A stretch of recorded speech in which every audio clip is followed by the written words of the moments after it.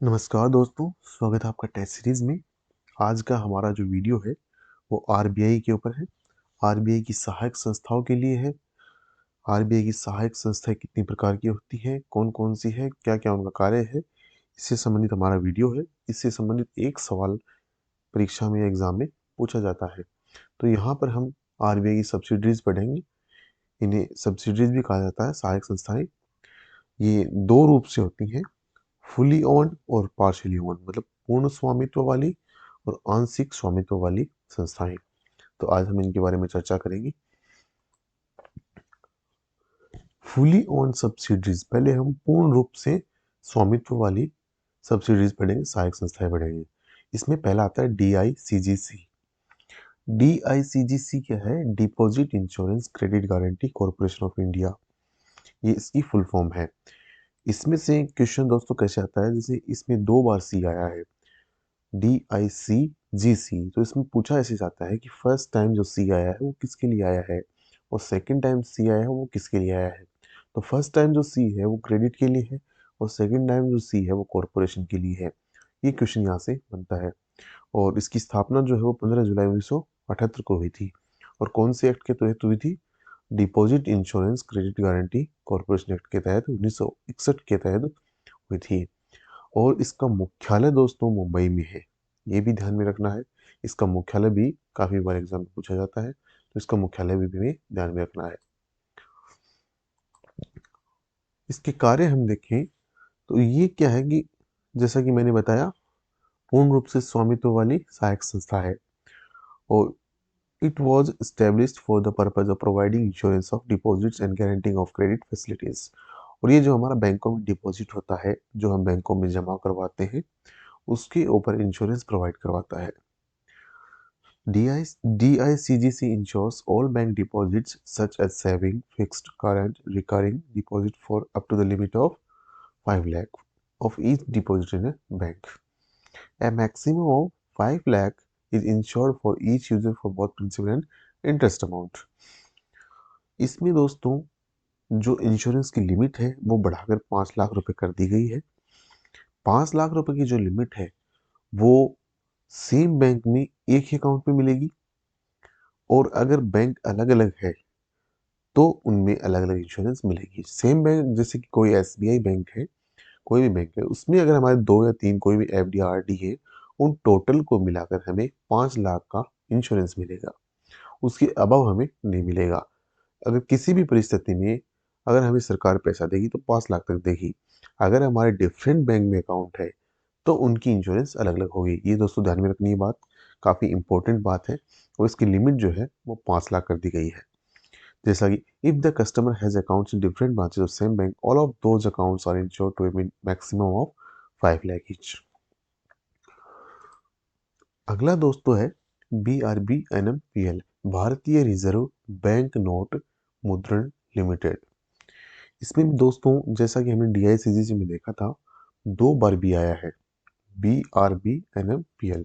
जो पहला बी है वो भारतीय के लिए है, और जो सॉरी, और जो दूसरा बी है वो बैंक के लिए है।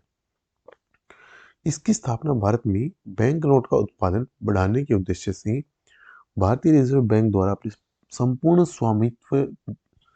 स्वामित्व वाली कंपनी के रूप में 3 फरवरी 1995 को हुई, ताकि रिजर्व बैंक देश में बैंक नोट के लिए आपूर्ति तथा मांग के बीच के फासले को मिटा सके, इस गैप को कम कर सके।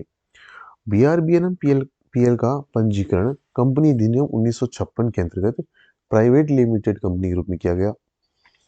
और इसका जो कॉरपोरेट कार्यालय है, पंजीकृत या कॉरपोरेट कार्यालय हम कह सकते हैं, वो बेंगलुरु में है। इसकी 2 प्रेस है, एक प्रेस कर्नाटक के मैसूर में है और दूसरी प्रेस जो है वो पंजाब के शेलवानी में है। यहाँ से क्वेश्चन उठता है दोस्तों, इसकी 2 प्रेस के बारे में पूछा जाता है, BNP और CNP। इसकी 2 प्रेस के बारे में पूछा जाता है, वो कहाँ स्थित है। और इसका हेडक्वार्टर हमने जैसे बताया बेंगलुरु बेंगलुरु में स्थित है। सॉरी। अगली हमारी आती है सहायक संस्था SPMCIL, Bharat security printing and minting corporation of India. इसकी भी पूरी पूरी जो फुल फॉर्म है वो एग्जाम में कई बार पूछी जाती है, ये भी एग्जाम की दृष्टि से महत्वपूर्ण है। इसकी जो स्थापना है वो 13 जनवरी 2006 को हुई थी और इसका जो हेडक्वार्टर या मुख्यालय हम ऑफिस कह सकते हैं नई दिल्ली में है। इसके कार्य क्या है वो नीचे दिए गए हैं। Production of currency and bank notes, security papers, non judicial stamp papers, postal stamps and stationery, travel documents, passport and visa, security certificates, checks, bonds, warrants, special certificates with security features, security inks, circulation and commemorative coins। ये सब इसमें print किए जाते हैं, बनाए जाते हैं। कई बार दोस्तों पूछ लिया जाता है पोस्टल स्टैम्प या सिक्योरिटी पेपर, बैंक नोट्स कहाँ प्रिंट होते हैं, या स्टेशनरी वगैरह जो है तो कहाँ प्रिंट होते हैं, तो इसको हमें ध्यान में रखना है। अगली हमारी है जो संस्थाएं आएंगी, पार्शियली ओन्ड सब्सिडीज आएंगी, मतलब आंशिक रूप से स्वामित्व वाली कंपनी, सहायक संस्थाएं यहाँ। इसमें हमारा पहला है BSCBI, banking codes and standards board of India. इसकी भी पूरी फॉर्म एग्जाम में पूछ ली जाती है, तो पूरी फॉर्म भी हमें इसकी ध्यान में रखनी है। Banking codes and standard board of India, BCSBI, ये मिसप्रिंट है, BCSBI ये मिसप्रिंट है, यहाँ ध्यान रखना दोस्तों, ये जो वर्ड है वो मिसप्रिंट है, BCSBI होगा ये। BCSBI है, इसकी जो स्थापना है वो कौन सी कमेटी के सिफारिश पे की गई थी।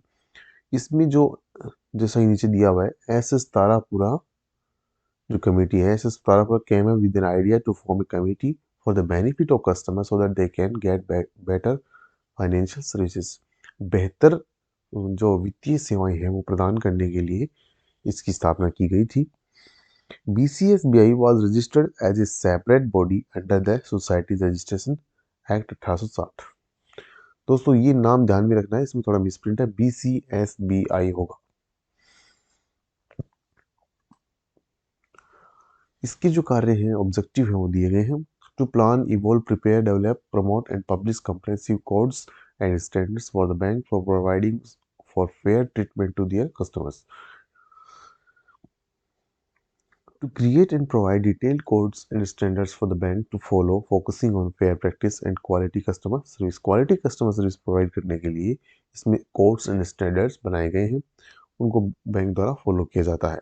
To increase the transparency between the bank and customer, bank और कस्टमर के बीच में पारदर्शिता बढ़ाने के लिए भी इसका एक उद्देश्य है, इसकी स्थापना की गई थी। To research and analyse the code and standards followed by the banks around the world, analyse करना, रिसर्च करना कोड्स के लिए जो स्टैंडर्ड्स बैंक अपनाती है, जो कोड्स बैंक अपनाती है उसके लिए रिसर्च और एनालिसिस का काम भी ये संस्था करती है। To keep a close watch on the banks across the nation to ensure the comply with the codes and standard provided to them, ये एक तरीके से निगरानी भी रखती है कि बैंक के द्वारा कोड्स एंड स्टैंडर्ड्स जो अपनाए जा रहे हैं वो सही हैं, क्या बैंक उनको फॉलो कर रही है, नहीं कर रही है, कंप्लाई कर रही है, नहीं कर रही है, ये इसमें ध्यान रखा जाता है। इसमें मेथड क्या है कोड्स फॉलो करने की। Visit branches to find out the status of ground level implementation of codes, ब्रांचों को विजिट करना और देखना कि कोड या स्टैंडर्ड जो बनाए गए हैं उनका इम्प्लीमेंटेशन सही है कि नहीं है। Studies complaints receive from customers and orders award issued by the banking ombudsman, complaints receive होती हैं बैंकिंग ओम्बड्समैन के द्वारा, अपीलेट अथॉरिटी आदि से भी पता लगा। To find out whether there is any system wide deficiency, कोई डेफिशिएंसी तो नहीं है। अगला हमारा है IDRBT, ये इसको तकनीकी संस्थान भी कहा जाता है। इसकी पूरी पूरी जो फॉर्म है, फुल फॉर्म है, वो हम देखते हैं। Institute for development and research in banking technology, ये बैंकिंग में जो भी टेक्नोलॉजीज है उन पे काम करती है, उनको डेवलप करने का काम करती है। इसका जो मुख्यालय है वो हैदराबाद में स्थित है। IDRBT का मुख्यालय हैदराबाद में है। उसकी स्थापना जो है 1996 में हुई थी, 1996 में हुई थी। ये भी पार्शियली ओन्ड सब्सिडीज में आता है। The foundation for the induction of information technology in the Indian banking and financial sector was laid by Dr. Rangarajan Committee two reports in the year 1984 and 1989, which strongly recommended computerization of banking operation of various levels. इसी committee ने जो strongly recommend किया था computerisation के लिए, जो banking में एक कंप्यूटर की क्रांति थी, कंप्यूटराइजेशन हुआ था ग्रामीण बैंकों, नेशनलाइज बैंकों सभी में। ये जो सुझाव था आईटी में, ये डॉक्टर रंगराजन कमेटी का ही था। इसका मिशन क्या था? To incubate and develop state of the art banking technology products and services to facilitate better and easy banking. Banking को इजी बनाने के लिए, बेटर जो सुविधाएं वो प्रोवाइड करने के लिए इसकी स्थापना हुई। ये कार्य करती है संस्था। To understand the emerging global technology trends, its implication and guide the Indian banking and financial sector accordingly. जो भी ट्रेंड है जो बैंकिंग में चल रहे हैं या इमर्ज हो रहे हैं, हम कह सकते हैं, आज नए नए तकनीकी जो सुविधाएं आ रही हैं, डिजिटल पेमेंट्स वगैरह है, या इनकी इम्प्लीकेशन है जो भी इनका, ये जो कार्य है ये इसी का है, इसी संस्था द्वारा किया जाता है। To provide training, advisory, consultancy services on technology infrastructure and technology management matters for banking and financial sector. उनके लिए ट्रेनिंग प्रोवाइड करना, एडवाइजरी जारी करना, कंसल्टेंसी सर्विसेज, ये भी ये प्रोवाइड करवाती है। अगला है एनपीसीआई। एनपीसीआई का नाम सबने सुना होगा, काफ़ी जाना माना नाम है, काफ़ी कॉमन है। आजकल के एग्जाम में एक क्वेश्चन पक्का आ जाता है। इसकी फुल फॉर्म है national payments corporation of India. जैसा कि यहाँ दिया हुआ है, national payments corporation of India, भारतीय राष्ट्रीय भुगतान निगम। एनपीसीआई का मुख्यालय काफ़ी टाइम पूछा जाता है। इसका मुख्यालय जो है वो दिया हुआ है मुंबई में है। एनपीसीआई की स्थापना, इसकी स्थापना 2008 में हुई और ये कंपनी अधिनियम 2013 की धारा 8 के तहत एक नॉन प्रॉफिट ऑर्गेनाइजेशन है। इसके कार्य क्या है? ये an umbrella organisation for operating retail payments and settlement systems under the ownership of RBI. Retail payment और उनका सेटलमेंट का जो सिस्टम है वो आरबीआई के द्वारा, या आरबीआई हम कह सकते हैं आरबीआई के लिए काम करता है। तो पेमेंट एंड सेटलमेंट का जो काम है रिटेल में, ये इस संस्था द्वारा किया जाता है। इसकी सर्विसेज जो है, जो दी हुई है, काफ़ी इंपॉर्टेंट है। जो पहली सर्विस है आधार इनेबल्ड पेमेंट सिस्टम।